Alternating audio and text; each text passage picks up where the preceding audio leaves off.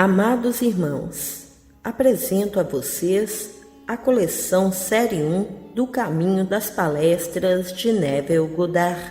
São 30 e-books totalmente revisados e de brinde receba o e-book A Lei e a Promessa. Estamos com valor promocional por tempo limitado. Adquira agora essas obras maravilhosas. Todo o material apresentado é o que devemos ter juntamente com a nossa Bíblia cristã. O link está na descrição desse vídeo.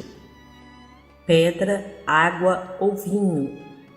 Palestra realizada em julho de 1951.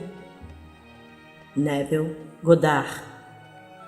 Tem sido meu privilégio e prazer atender às audiências dominicais do Dr. Frederick Bayliss nos últimos anos. Hoje devo estender o privilégio de falar com você, seu público invisível do rádio. Essa será uma série muito prática de palestras, pois meus assuntos serão extraídos em grande parte da Bíblia, a mais espiritual de todos os livros. E estou firmemente convencido de que tudo o que é mais profundamente espiritual é, na realidade, mais diretamente prático. Todos os erros cometidos na interpretação bíblica vêm de declarações de quais a intenção é espiritual e mística, e aplicar esses princípios ou estados a pessoas, lugares ou tempos.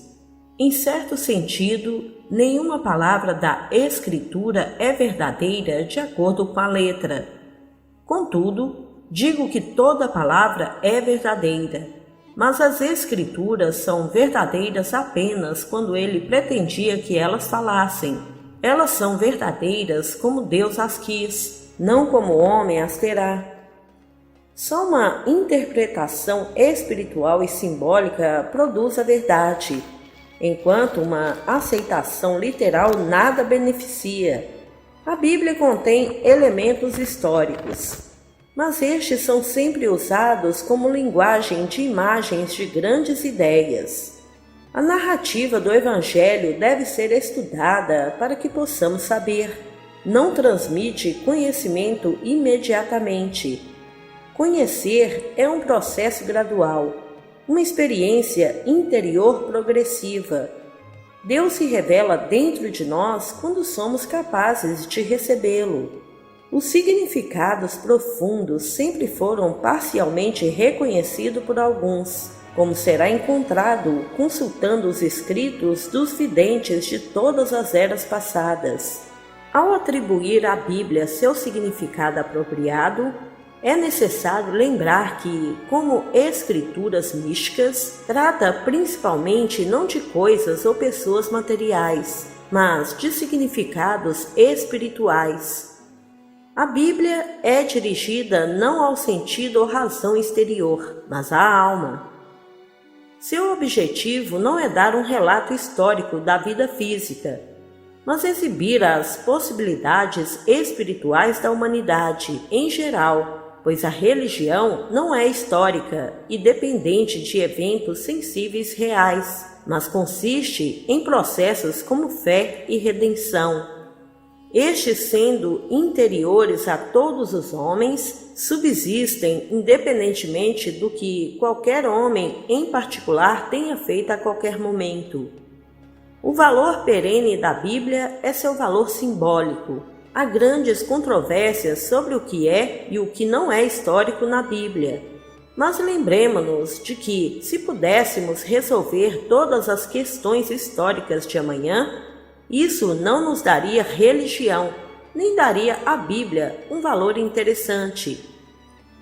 Tudo depende de descobrirmos o valor simbólico dos fatos. Um fato da história passada não tem nada para a religião atual, a menos que ela apareça como um símbolo de uma realidade por trás de si mesma. A Bíblia é uma revelação da verdade expressa no simbolismo divino. Do ponto de vista literal, a formulação pode ser confusa. É o simbolismo por si só que é precioso e digno de nossos melhores esforços para elucidar.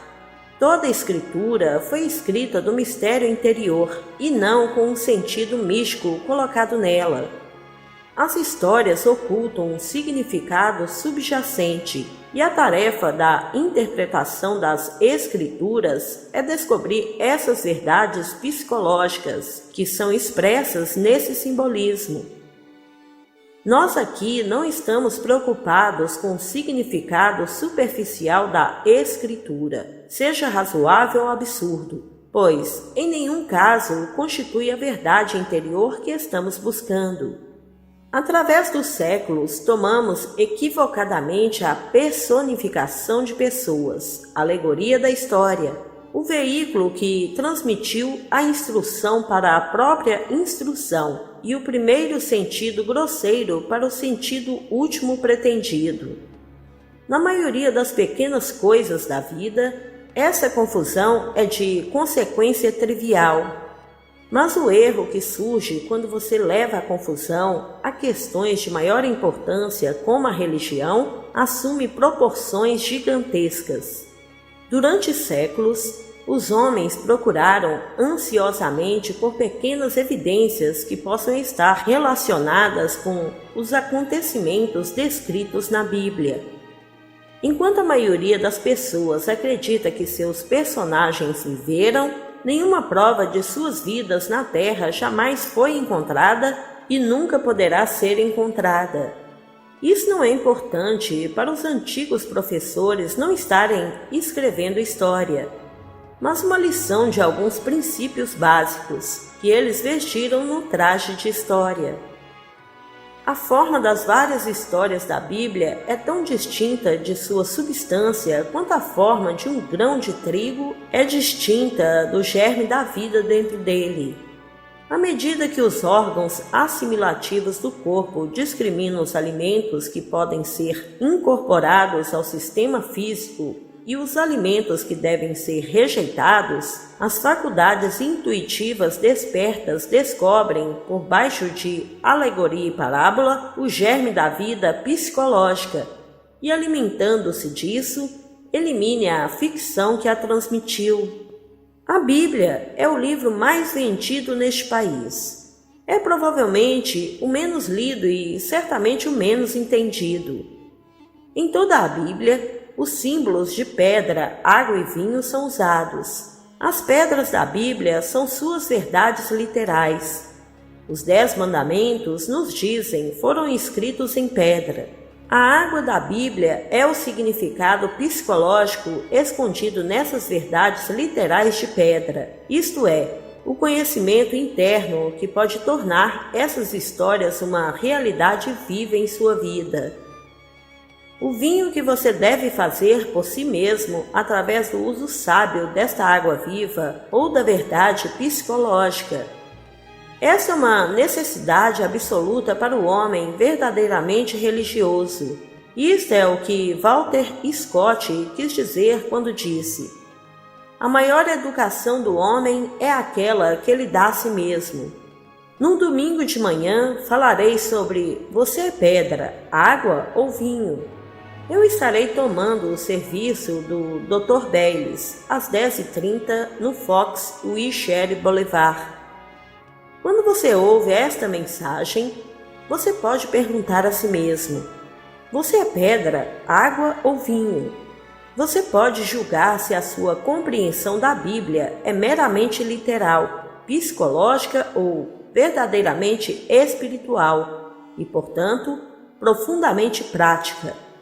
A Bíblia é, do começo ao fim, tudo sobre transcender a violência que caracteriza o atual nível de existência da humanidade. Afirma a possibilidade de um desenvolvimento de outro nível de superação da violência. O ponto de vista é que o objetivo do homem é esse desenvolvimento interior, que é a única psicologia real. Tirar a Bíblia de sua ideia central de renascimento, que significa uma evolução interior e implica a existência de um nível superior, é não compreender nada do seu significado real. A palavra de Deus, isto é, o ensinamento psicológico na Bíblia, é fazer um homem diferente, primeiro no pensamento e depois no ser, para que ele se torne um novo homem ou nasça de novo. Sempre que uma atitude inteiramente nova entra na vida de uma pessoa, o renascimento psicológico ocorreu em certa medida. O homem quer ser melhor, não diferente. A Bíblia fala não de ser melhor, mas de outro homem, um homem renascido. A não ser que um homem nasça de novo, ele não pode ver o reino de Deus. Se alguém não nascer da água e do Espírito, não pode entrar no reino de Deus. Não te admiras que eu te disse que deveis nascer de novo. Os 10 mandamentos foram escritos em tábuas de pedras para aqueles incapazes de ver qualquer significado mais profundo.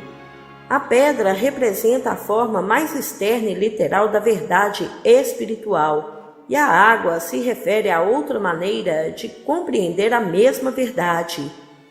Vinho ou Espírito é a forma mais elevada de compreendê-lo.